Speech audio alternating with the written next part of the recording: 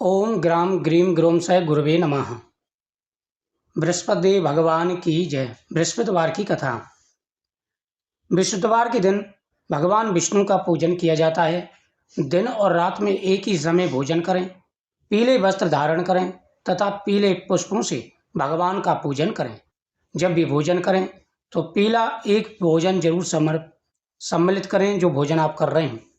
सेंधा नमक का प्रयोग करें, पीले कपड़े पहने। इससे विष्णुदेव भगवान हर प्रकार की मनोकामना पूरी करते हैं। धन और पुत्र का लाभ होता है।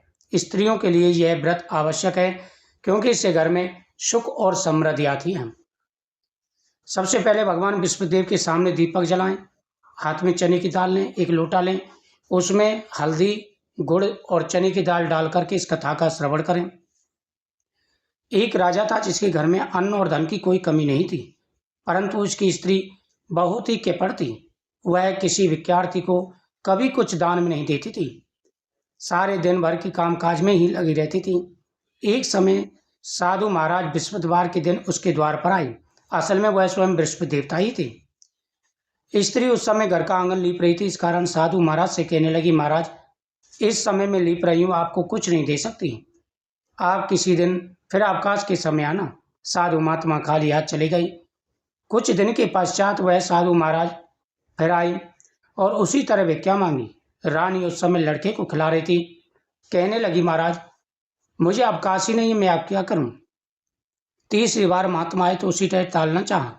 महात्मा जी कहने लगे, हे देवी तुम्हें थोड़ा सा समय निकाल करके अवश्य दान पुण्य करना चाहिए।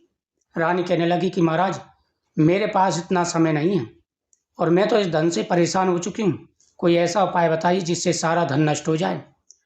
साधु कहने लगे, हे देवी तुम तो बड़ी अजीब हो, धन और संतान तो सभी चाहते हैं, अगर आपके पास धन अधिक है तो उसे अच्छे कामों में लगाओ, भूखों को भोजन कराओ, प्यासों के लिए प्याऊ लगवाओ, धर्मशाला खुलवाओ। उन्होंने कहा कि मुझे ऐसा धन नहीं चाहिए जो दूसरों के लिए बांटती फिरूं। बृहस्पति देव ने कहा, ठीक है मैं तुम्हें एक उपाय बताता हूँ। बृहस्पतिवार को दिन चढ़ने पर उठो और सारे घर में झाड़ू आदि लगाकर कूड़ा इकट्ठा करके रख दो। घर में चौका इत्यादि मत लगाओ। स्नान आदि करके घर वालों से कह दो वह हजामत अवश्य बनाए। रसोई बनाकर चूल्हे के पीछे रखा करो, सामने कभी ना रखो। सायंकाल को अंधेरा होने के पश्चात दीपक जलाया करो तथा बृहस्पतिवार को पीले वस्त्र कभी मत धारण करो, ना ही पीली चीजों का भोजन करो, साथ ही तामसिक भोजन करो। अगर ऐसा करोगे तो तुम्हारा सारा धन नष्ट हो जाएगा। रानी की बुद्धि नष्ट हो गई थी। रानी ने ऐसा ही किया। बृहस्पतिवार को खूब दिन चढ़ने पर उठी, झाड़ू आदि लगाकर कूड़े को घर में इकट्ठा कर दिया। पुरुषों ने भी हजामत बनवाई। रसोई बनाने के पश्चात चूल्हे के पीछे रख दिया। उसके पश्चात वह सब बृहस्पतिवार को ऐसी करती रही। अब कुछ काल के बाद उसके घर में खाने को अन्न तक नहीं रहा। तरसने लगे। राजा रानी से कहने लगा कि रानी तुम यहाँ पर रहो, मैं दूसरे देश जाऊं, क्योंकि यहाँ तो सभी मुझे जानते हैं, कोई कार्य नहीं कर सकता, देश चोरी परदेश भीख बराबर है। राजा वहां से चला गया, दूर देश चला गया। वह जंगल से लकड़ी काट कर ला करके बेच करके अपना जीवन व्यतीत करने लगा। राजा के घर रानी और दासी दुखी रहने लगे। किसी दिन भोजन मिलता, किसी दिन पानी पीकर रह जाते। एक बार जब रानी और दासी को 7 रोज बिना भोजन के व्यतीत हो गए तो रानी अपनी दासी से कहने लगी, हे दासी देखो, पास के ही नगर में, पास के राज्य में मेरी बहन रहती है, वह रानी है, बहुत बड़ी धनवान है, उससे 5 शेर बेच ले आ, इससे कुछ समय के लिए तो हमारी गुजर हो जाएगी। उनका ठीक है महारानी। वह रानी की बहन के पास गई। उस दिन गुरुवार था। रानी की बहन बृहस्पतिवार की पूजा कर रही थी। दासी ने कई बार जाकर के कहा, लेकिन उसने कोई उत्तर नहीं दिया, क्योंकि जब तक कथा होती है ना बोलते हैं और ना ही उठते हैं। वह वापस आ गई और बोली कि तुम्हारी बहन तो बहुत बड़ी आदमी है, वह छोटे मनुष्यों से बातें नहीं करती, इसलिए जब मैंने उससे कहा उसने किसी प्रकार का उत्तर नहीं दिया। उसका कोई दोष नहीं, जब बुरे दिन आते हैं तब कोई सहारा नहीं देता, अच्छे बुरे का पता आपत्ति काल में ही लगता है, जैसी ईश्वर की इच्छा होगी वह होगा, यह सब हमारे भाग्य का दोष है। उधर रानी ने देखा कि मेरी बहन की दासी आई थी, परंतु मैं इससे कुछ नहीं बोली, उसने बुरा माना होगा। वह पूजा को समाप्त करके अपनी बहन के पास गई और बोली कि बहन क्या काम था तुमने जो दासी को भेजा था, क्योंकि मैं उस समय बृहस्पतिवार की पूजा कर रही थी, जब तक कथा होते हैं ना बोलते हैं और ना ही उठते हैं। उन्होंने कहा, बहन तुमसे तो कोई बात छुपी नहीं है। हमें 7 रोज बिना भोजन के व्यतीत हो गए हैं, 7 दिन हो गया मैं बिना भोजन करे। मैंने 5 सेर भोजन लेने के लिए अपनी दासी को तुम्हारे यहाँ भेजा था। उन्होंने कहा, देख बहन, आज बृहस्पतिवार है, मैंने पूजा की है, देखो आपके घर में शायद कुछ रखा हो। उन्होंने कहा, हमने सारा कुछ देख लिया, पर नहीं, जा कर के देखो। घर के अंदर गई, उसे एक घड़ा बेजर का भरा हुआ मिला। रानी देख कर के अचंभित हो गई। तब उस रानी की दासी ने कहा कि देखो रानी, वैसे तो हम भूखे रहते हैं तो व्रत तो हमारा हो ही जाता है, अगर इनसे व्रत की कथा पूछ ली जाए तो इसमें क्या हर्ज है। उन्होंने कहा, ठीक है। उन्होंने कहा, बहन, मुझे बृहस्पतिवार की कथा बता दीजिए, आप व्रत कैसे रखती हैं, मैं भी किया करूंगी। उन्होंने कहा, ठीक है बहन। रानी की बहन ने कहा, गुरुवार के व्रत में चने की दाल मुनक्का से विष्णु भगवान का केले की जड़ में पूजन कर दीपक जला में पीला भोजन करें, कहानी सुने। इस प्रकार करने से गुरु भगवान प्रसन्न होते हैं, अन्न पुत्र धन देते हैं, मनोकामना पूरी करते हैं। इस प्रकार से रानी और दासी दोनों ने निश्चय किया कि वह अवश्य ही व्रत करेंगे। 7 रोज बाद वह बृहस्पतिवार को उन्होंने गुड़साल में जाकर चना गुड़ बीन लाई तथा उसकी दाल से केले के जड़ का तथा विष्णु भगवान का पूजन किया। अब पीला भोजन कहाँ से आवे, तो बृहस्पति भगवान की श्रद्धा भाव देख करके प्रसन्न हो गए और दासी को 2 थालों में पीला भोजन दे गई और कहने लगे, दासी देखो, ये तुम्हारे और रानी के लिए है। तो दासी बड़ी प्रसन्न हुई और रानी से बोली कि महारानी आप भोजन कर लीजिए, क्योंकि रानी को इस विषय में कोई पता नहीं था। रानी कहने लगी, तू ही कर, क्यों व्रत में हमारी हंसी उड़ाती है। पर नहीं, एक महात्मा 2 थालों में हमारे लिए भोजन दे गए। फिर रानी और दासी दोनों ने भोजन किया। फिर 5-6 ही बृहस्पतिवार बीते थे कि उनके पास भरपूर धन होने लगा। फिर वो रानी आलस करने लगी। दासी कहने लगी कि देखो रानी, तुम पहले भी इसी प्रकार आलस किया करती थी, हमारा सारा धन नष्ट हो गया, कितना हमने दुख पाया। अब आपके पास धन आ गया है, इसको अच्छे कामों में खर्च करो। आप गरीबों के लिए धर्मशाला बनवाओ, उनकी कुंवारी कन्याओं का विवाह करो, कुआं, तालाब, बावड़ी आदि चीज़ों का निर्माण कराओ। रानी ने ऐसा ही करना प्रारंभ कर दिया। उसकी प्रशंसा पूरे राज्य में होने लगी। एक दिन रानी और दासी विचार करने लगे, पता नहीं राजा किस हालत में होंगे, उनकी कोई खबर भी नहीं है। उन्होंने बृहस्पति भगवान से प्रार्थना की। उधर राजा एक पेड़ के नीचे बैठ करके अपने पुराने दिनों को याद करने लगा। बोला कि रानी की गलती के कारण हमारा सारा धन नष्ट हो गया, कितना धन था, वैभव था, सब कुछ नष्ट हो गया। उसी समय वह याद करके रोने लगा, अपने दुखों को याद करके। तभी वहाँ पर बृहस्पति देव प्रकट हो गए और उसके पास जाकर बोले, हे लकड़हारे, किस चिंता में बैठा है।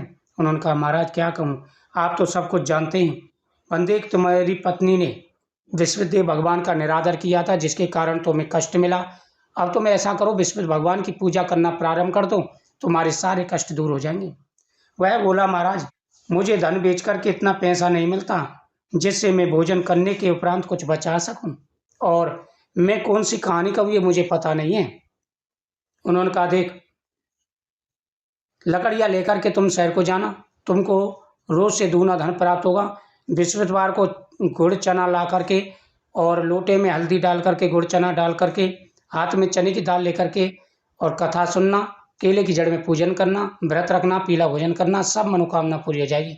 उन्होंने कहा, महाराज कौन सी कथा है, ये तो मुझे मालूम नहीं है। मन कथा इस प्रकार से है। प्राचीन समय की बात है, एक ब्राह्मण था और एक ब्राह्मणी थी, पति पत्नी थे। ब्राह्मण पूजा पाठ किया करता था, लेकिन पत्नी उसकी पूजा पाठ नहीं करती थी। ब्राह्मण बहुत कुछ कहते, लेकिन उस पर कोई प्रभाव नहीं पड़ता था।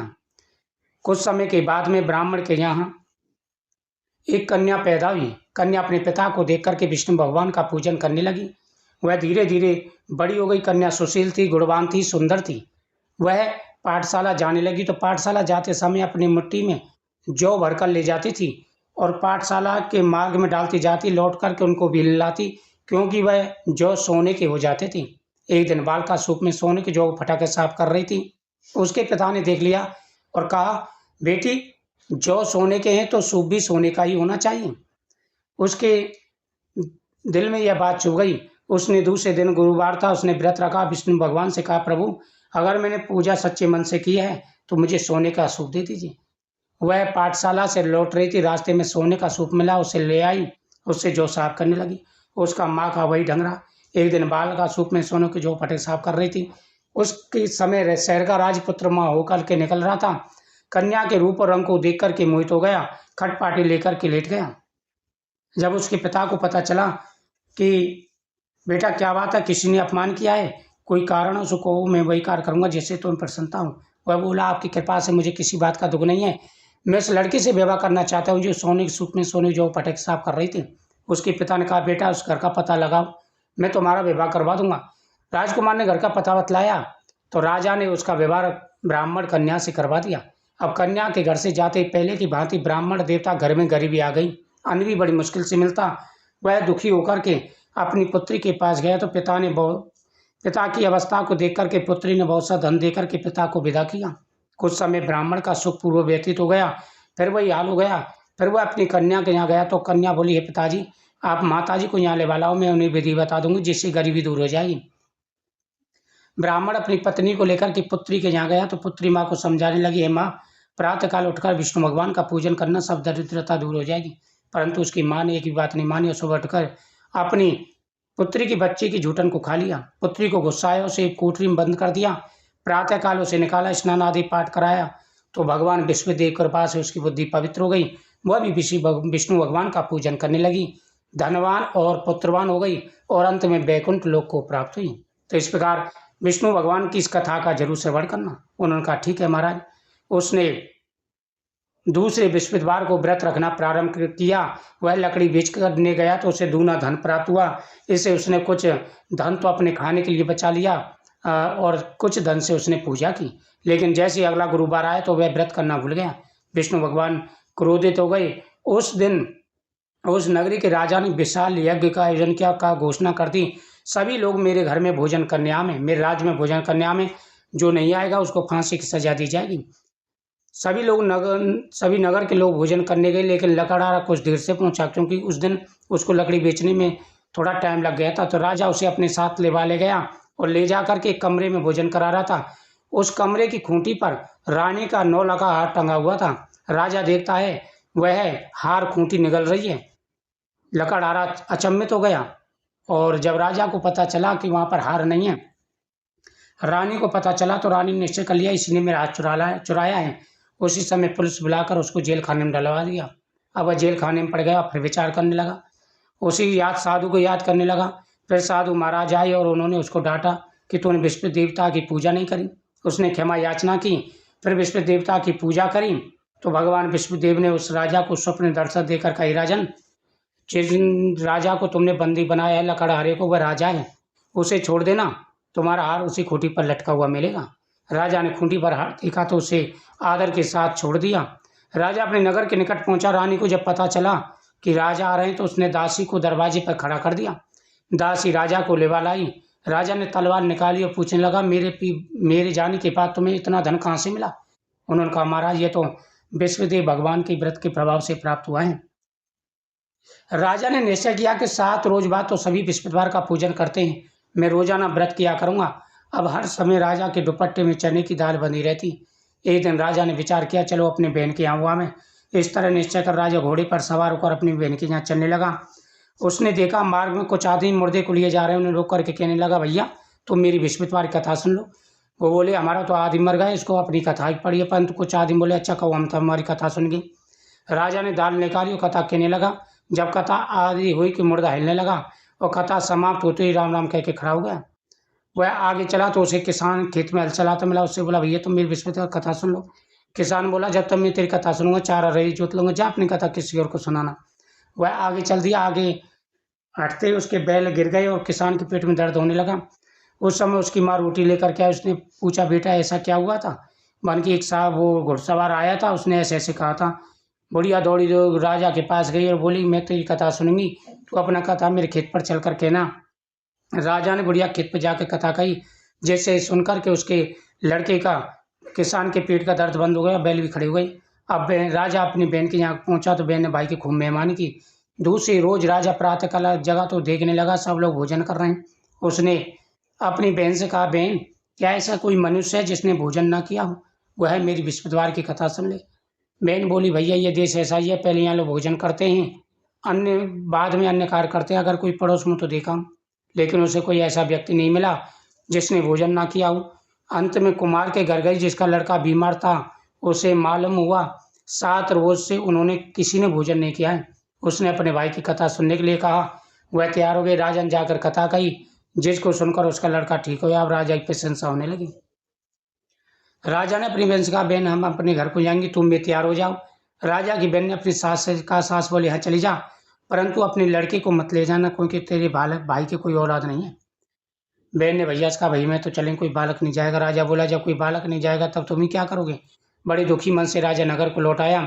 राजा खटपाटी लेकर के बैठ सो गया तो रानी बोली, स्वामी क्या बात है। भाई हम निर्वंशी राजा हैं, हमारा मुंह देखने का धर्म नहीं है। रानी बोली कि स्वामी आप चिंता मत करिए, विश्वदेव भगवान ने हमें सब कुछ दिया है, तो औलाद अवश्य देंगे।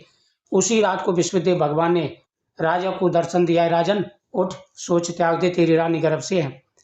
राजा को बड़ी खुशी। कुछ समय के बाद राजा को 2 पुत्र पैदा हुए। तब राजा कहने लगा कि स्त्री बिना खाए रह सकती है, बिना खाए नहीं रह सकती। जब मेरी बहन आवे तो मुझसे कुछ मत कहना। रानी सुन के हाँ कह दिया। जब राजा की बहन ने शुभ समाचार सुना, बधाई लेकर भाई के यहाँ आई।